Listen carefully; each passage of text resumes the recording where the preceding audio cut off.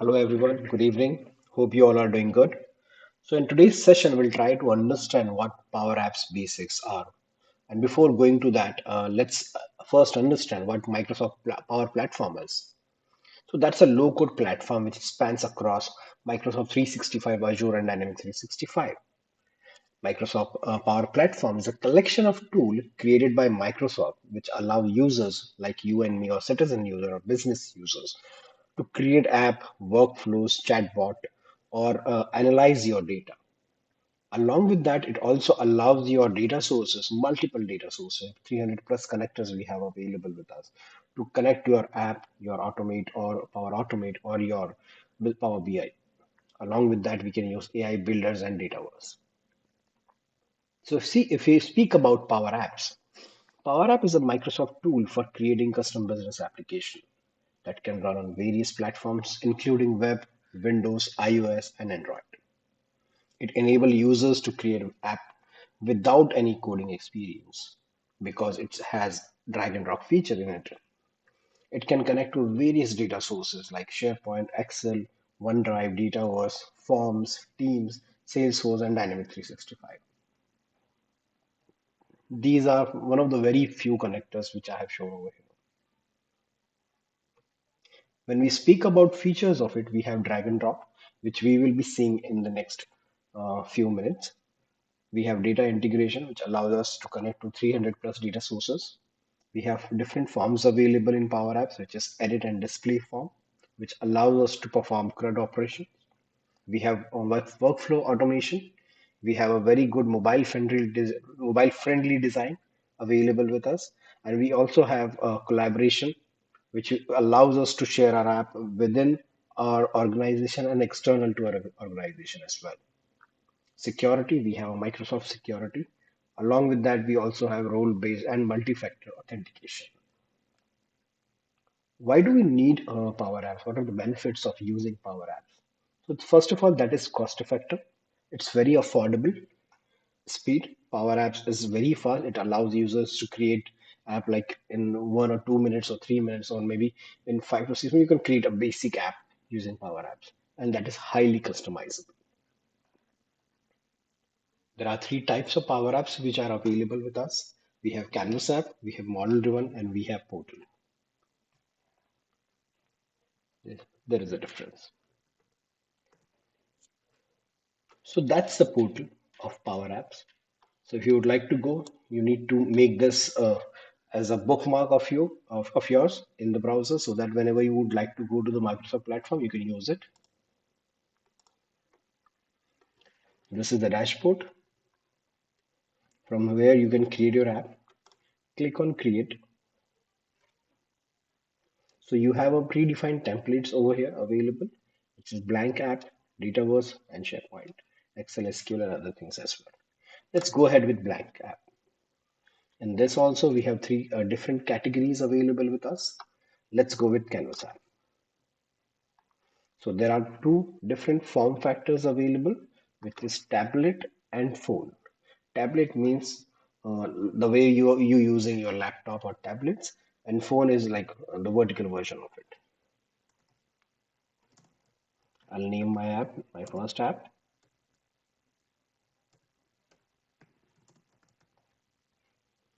Create.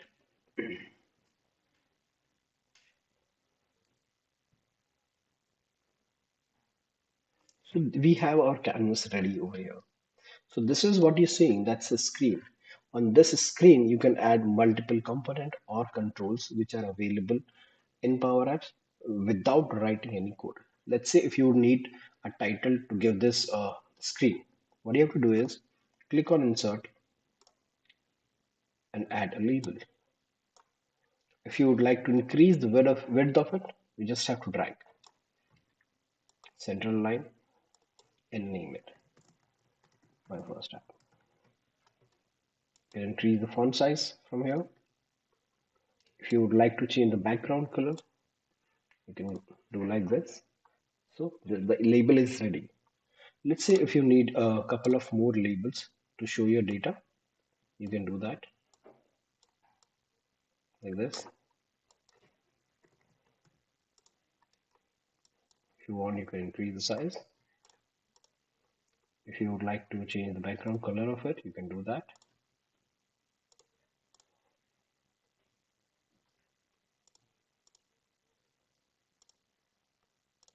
So once you have one label ready, you can also use copy paste, Control C, Control V, and just change the text field of it. Name it as ID. Once we have our labels ready, we can also insert your text boxes or text input, which will be capturing the data from user.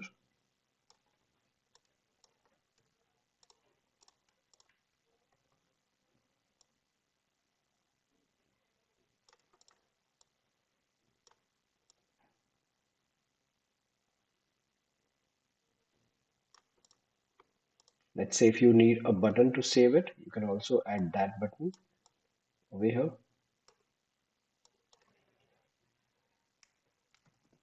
Let's say submit, or let's say save.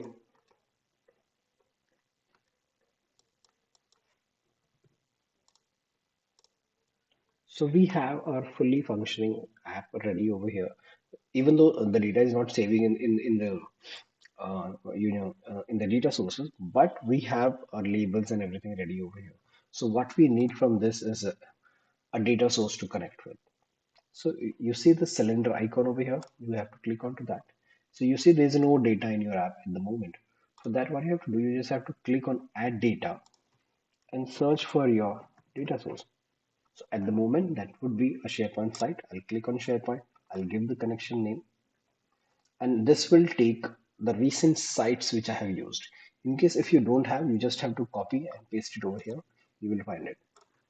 For now, I'll click on this and I'll click on this student library. So you see, I have my data source connected over here. I'll go ahead and delete this. I'll drag it down. Now I'll insert a form. If you go and write form, you have two different forms available over here. One is edit form, another one is display form. Edit form is used when you would like to perform CRUD operation like create, read, update, and delete. Display forms are basically used to display or depict your data only.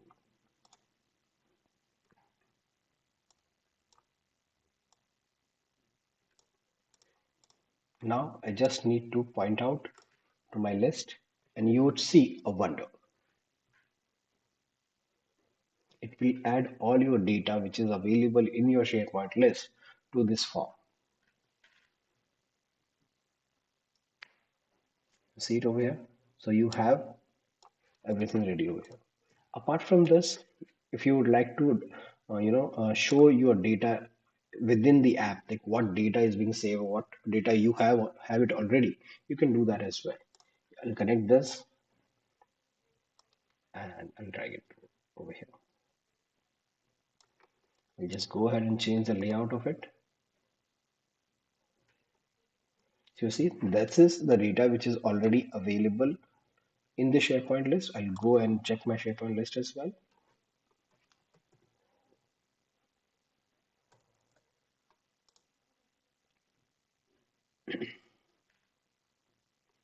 That's my site, Farhan site. Student list we are connected to. That's the student list.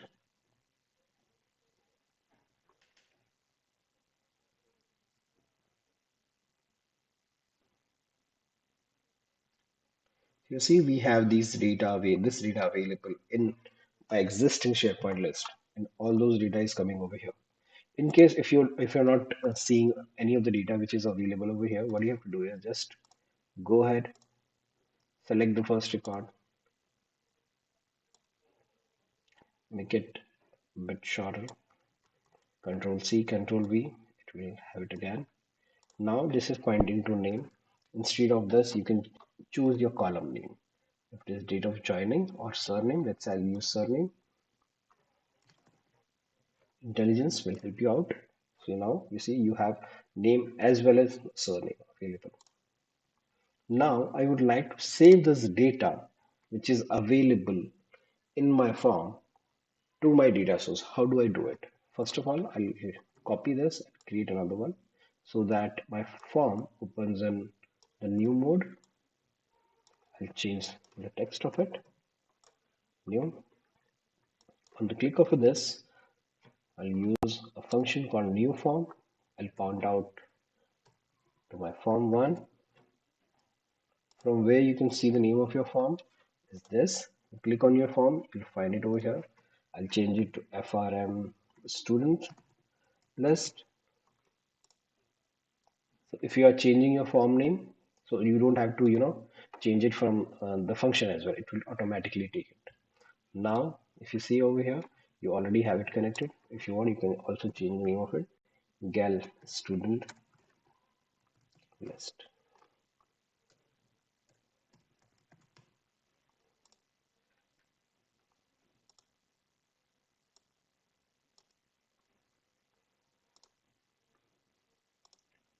New. Now what I need is I need to save this data. How do I do it? Click on this button.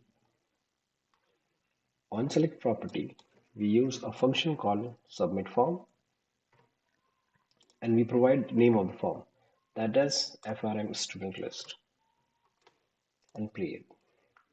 Title is mandatory. I'll name it Mr. It doesn't have my name in it. Rahan Khan. Courses, I'll select Power App. Date of joining, I'll select today's date.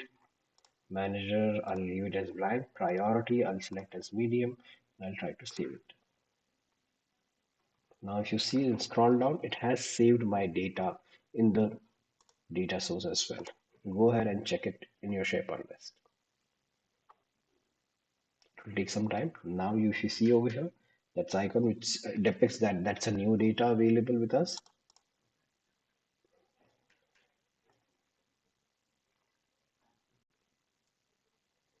This is what you see. Hope you liked the video. Thanks for your time.